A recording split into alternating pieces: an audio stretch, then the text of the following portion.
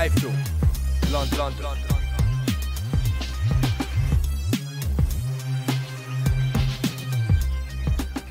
iFILM, London. This is Kugan Cassius for iFILM London. We're at the Park Plaza Hotel for George Groves' press conference for his announcement of his fight with Glen Johnson on the 15th of December. With me I have trainer to George Groves, Adam Booth. How are you, Adam? Fine, thanks. You? Yeah, have you, is it dress down day today? Clearly. No, it's just you're always looking very smart. You're dressed like me today. I'm colour-coded at least. That's what I say to people. When they say things, I say I'm colour-coded. But you're not. No, let's move on. Glen Johnson, a massive step up in class for George Groves, wouldn't you say? Yeah, but if you don't make these steps, you don't become a better fighter, and so you don't end up as the best fighter in the world. So you have to take these steps. Is Glen Johnson the sort of test you wanted for George? Obviously a seasoned pro, been in with all the best super middleweights in the world. So obviously this is going to be an excellent test for him. Yeah, and you answer your own question. That's why he's the excellent test, because he's seen everything there is to see in a boxing ring, and he can pose so many problems for fighters that's exactly what George needs at the moment. He needs a test like that. Is it a gamble in some sort of way going in with someone like Glen Johnson at this stage of George's career? To improve as a fighter, you have to take gambles, as long as they're for specific reasons, and taking this gamble with Glen Johnson is for specific reasons. It's to get George to become a better fighter. Glen will pose questions. He will certainly try and take advantage of George's style, and he has to get used to seeing that before he tries to think that he can become world champion. How frustrating has it been for you as a trainer that George has only fought once this year so far? Frustrating in the sense that you do all the work and then nothing happens at the end of it. It's like cooking a meal and chucking it in the bin. But along the way, he's improved as a fighter because his training hasn't been interrupted. It's only been the fighting that's been interrupted. So although, yes, I'm frustrated that you don't get to eat the dinner after cooking it, at least he is improving as a fighter. Now it would just be nice to have the fights at the end of all the training camps. The last time I saw you was at George Groves' wedding. Just a question, did George only invite me because of the video, or was he going to invite me anyway? He only invited you because I insisted that he invited you. You were my +1.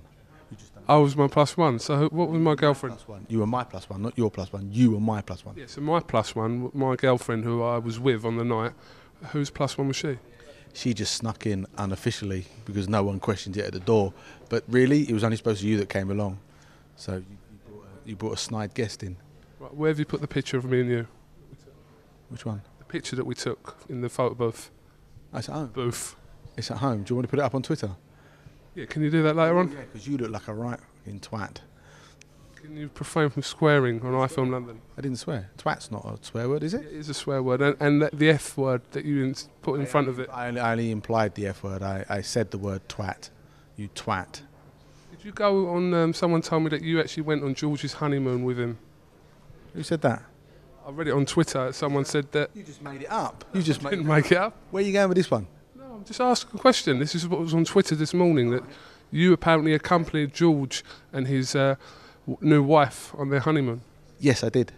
You did? Yeah. Okay, that's it. Yeah. It wasn't going anywhere, I just asked you. Okay, no, I didn't. So yes, you did, or you'd crumble in a court of law, wouldn't you? Yes, you did, or no, you didn't? I'd expect in a court of law to be asked a question that doesn't resemble anything that you ask. And talking about your questioning, we've had a conversation about you trying to be a bit more penetrating with the questions that you ask rather than just trying to be everyone's friend. I think you should take that line. You should be more abrupt with your questioning. Why does everyone think you're a prick? Because of your videos. I'm just asking. You want to know? Well, listen, what? Answered it because I keep making. No, listen. People actually. Talking to you. Listen, people actually like you. As we've been through this before. People have actually watched your videos of me and thinking, and I've said it before. Adam Booth's actually all right. He's not a prick. Oh, so people do like me then?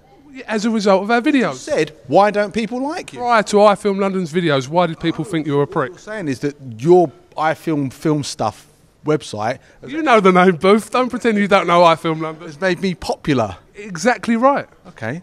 So the question was, why don't people like me? People do like me. No, I didn't ask you that. I said, why do people have this misconception that you are a prick? I've said all along, I am a prick. So they are in fact right. Yeah. I'm not ashamed of it. I know what I am. Anyway, back to your pathetic line of questioning.